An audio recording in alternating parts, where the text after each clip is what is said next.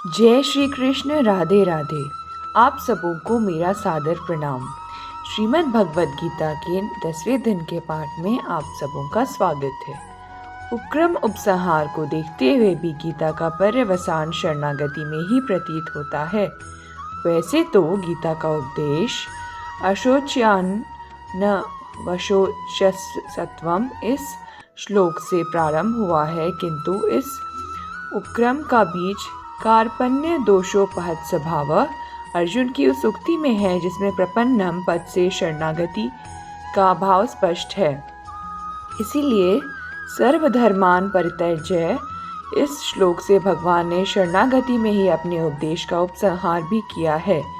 गीता का ऐसा कोई भी अध्याय नहीं है जिसमें कहीं न कहीं भक्ति का प्रसंग न आया हो।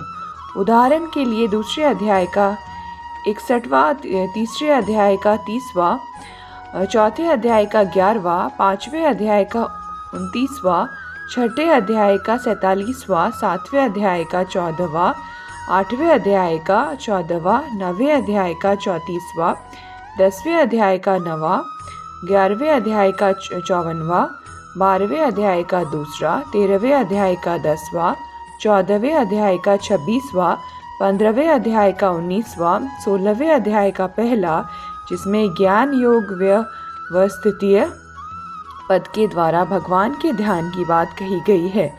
17वें अध्याय का 27वां और 18वें अध्याय का 66वां श्लोक देखना चाहिए। इस प्रकार प्रत्येक अध्याय में भक्ति का प्रसंग आया है। 7वें से लेकर 12वें अध्याय तक में तो भक्ति योग का प्रकरण भरा पड़ा है। इसलिए इन 6 अध्यायों का भक्ति प्रधान माना गया है।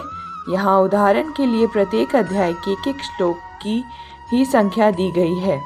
इसी प्रकार ज्ञान परक श्लोक भी बहुत से अध्यायों में मिलते हैं। उदाहरण के लिए दूसरे अध्याय का 29वां, तीसरे का 28वां, चौथे का 24वां, पांचवें का 13वां, छठे का 29वां, आठवें का 13वां, नवें का 15वां, 12वें का 3, 13वें का 34वां, 14वें का 19वां, 18वें का 49वां श्लोक देखना चाहिए। इनमें भी दूसरे, 5वें, 13वें, 14वें तथा 18वें अध्यायों में ज्ञान परक श्लोक बहुत अधिक मिलते हैं।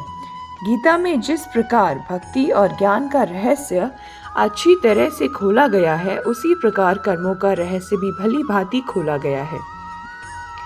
दूसरे अध्याय के 39वें से 53वें श्लोक तक, तीसरे अध्याय के चौथे श्लोक से 35वें श्लोक तक, चौथे अध्याय के 13वें से 32वें श्लोक तक, पांचवें अध्याय के दूसरे श्लोक से 7वें श्लोक तक तथा छठे अध्याय के पहले श्लोक से चौथे श्लोक तक कर्मों का रहस्य पूर्ण रूप से भरा हुआ है।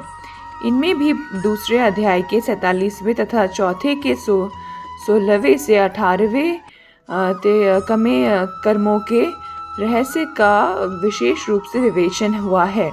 इसके सिवा न्याय अध्यायों में भी कर्मों का वर्णन है।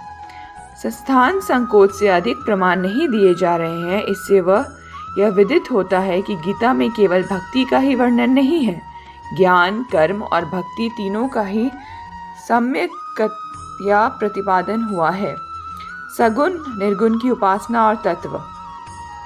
ऊपर यह बात कही गई है कि परमात्मा की उपासना भेद दृष्टि से की जाए अथवा अभेद दृष्टि से, दोनों का फल एक ही है। यह बात कैसे कही गई? क्योंकि भेदोपासक को तो भगवान साकार रूप में दर्शन देते हैं और इस शरीर को छोड़ने के बाद वह उन्हीं के परम धाम को जाता है, और अभेदोपासक स्वयं ब्रह्मा रूप हो जाता है, वह कहीं आता जाता नहीं। इसका उत्तर यह है कि ऊपर जो बात कही गई वह ठीक है और प्रश्नकर्ता जो बात कही वह भी ठीक है। दोनों का समन्वय कैसे है, अब इसी पर विचार किया जाता है। साधन काल में साधक जिस प्रकार के भाव और श्रद्धा से भावित होकर परमात्मा की उपासना करता है, उसको उसी भाव के अनुसार परमात्मा की प्राप्ति होती है।